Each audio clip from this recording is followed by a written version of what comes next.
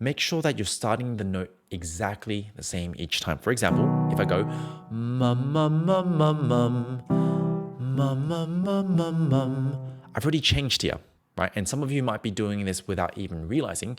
I need to go back and fix this. This is going to be the key. So if I do this again, mum mum mum mum mum mum mum mum mum mum mum mum mum mum mum, I'm making sure I'm trying to hit that first note exactly the same. And this is going to start to give our brain the correct signal, which is I don't need to change or mess around with how much I press on those chords, how much I connect them as I move up and down my range. It can actually stay just somewhere in the middle and it can stay the same. And when you compound this daily, every day you come in and you have the discipline to just find this kind of same way you start the note, you'll find that singing just feels a bit easier because you've got a bit more precision and control in just how you're starting these notes. So anyway, team, I hope this episode was useful. This is a very simple adjustment you can make to some of the exercises that you're already doing.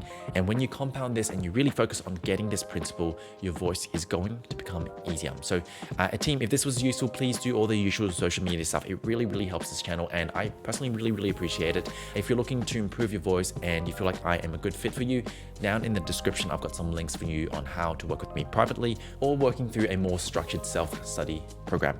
Apart from that, team, my name is Ivan. I am your voice teacher and I'll see you every single Thursday or Friday, depending on where you're joining me from. Take care.